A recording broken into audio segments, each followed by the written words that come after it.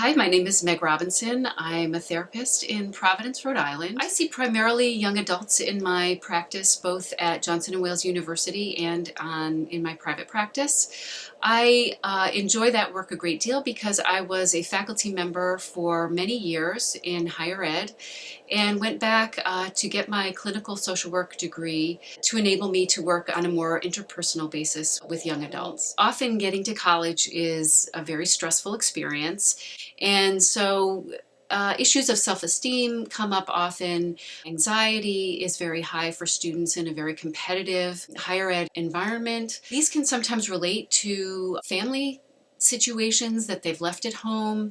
There's quite high incidence of divorce or separations that happen once students launch and leave their household, which can be very, very difficult to deal with when you're at a distance from your family. Another area that I often discuss with students has to do with the end of an undergraduate degree when they are contemplating their next steps.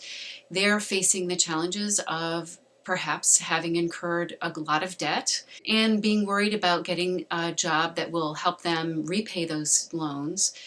Another population that I really enjoy working with is one that's near and dear to my heart, mostly because in my own experience, my father was diagnosed late in life with dementia, and I found myself in a caregiver role in what has been called the sandwich generation.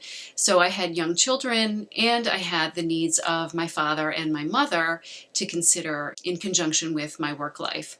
So I find that this is somewhat an unmet need in psychology.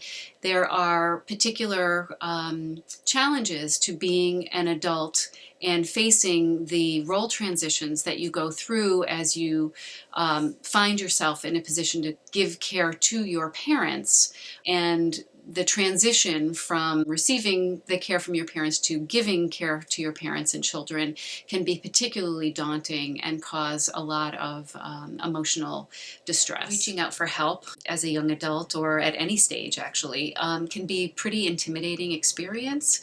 I believe that forming a good relationship that is trusting and safe is kind of an intangible process, so I appreciate the ability to sit with someone for a session or two to really get to know one another and understand the dynamics that are important to that person in order to create a safe environment to be discussing very, very important things in life.